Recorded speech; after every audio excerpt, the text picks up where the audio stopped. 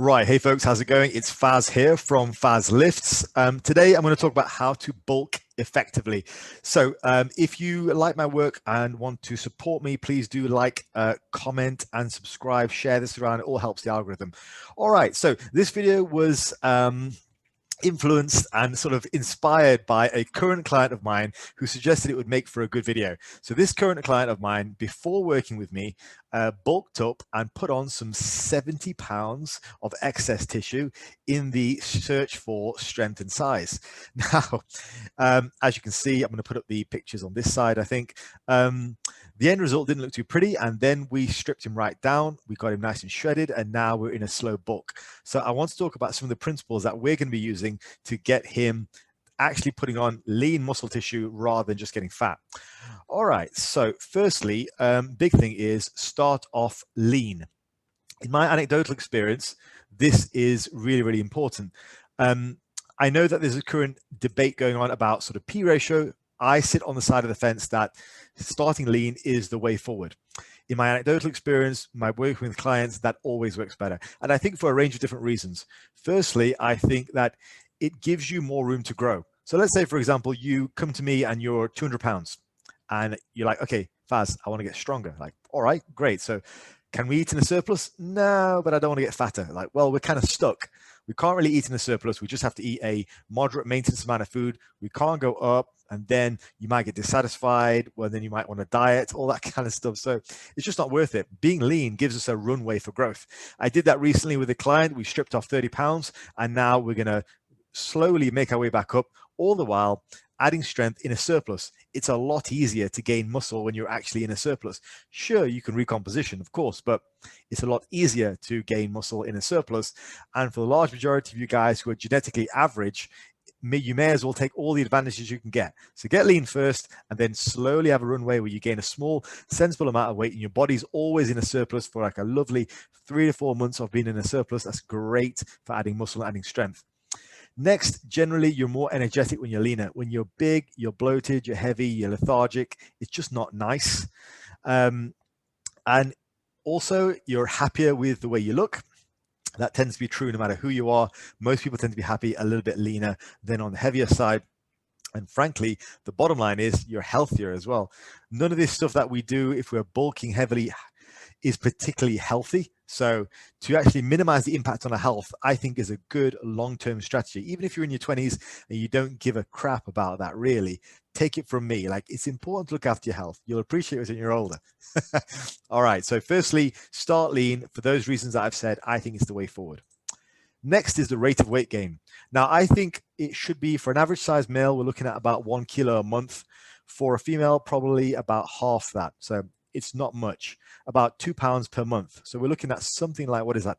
Half a pound per week. We're not looking at a massive amount. So if we figure on a 4 to 5 month gaining phase, the total weight gain coming from, say, a maintenance or a cut would be about 6 to 8 kilos, because you'll get the initial burst of weight over the course of 2 weeks.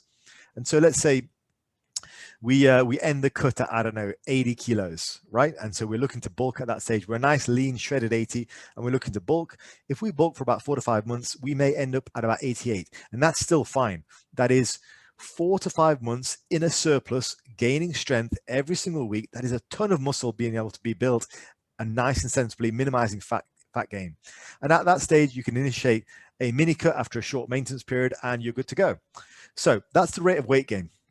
Next is, and this is probably the key most important thing about bulks. Well, this is right alongside diet.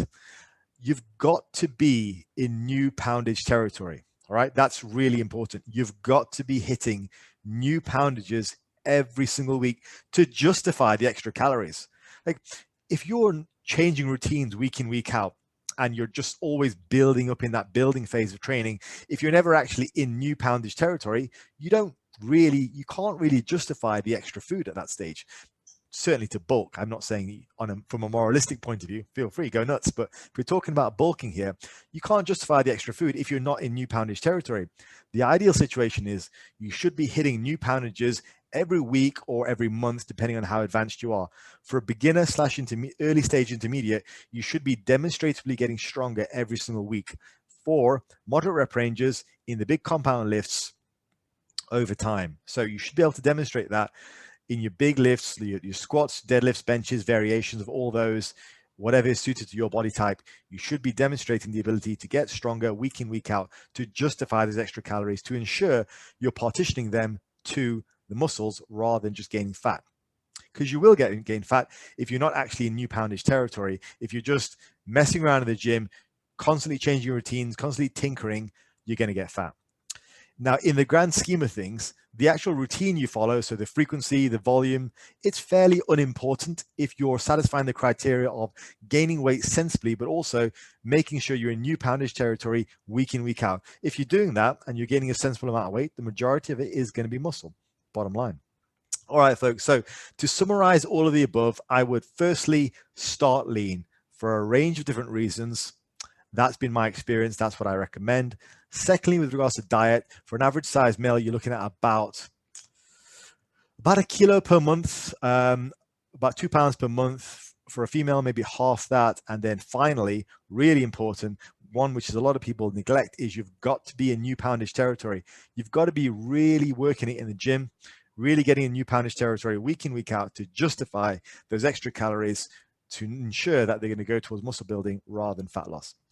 All right, folks, I'm going to call it there. Now, if you are interested in working with me, I have a group coaching model which provides you with your training, your diet, your individualized, customized training and diet, and a group network for support to reach your goals, everything to do with meal prep, to how to train, feedback on videos. It works very, very well. And it's at a nice, affordable price as well. So if you're interested in that, there is a form on the YouTube.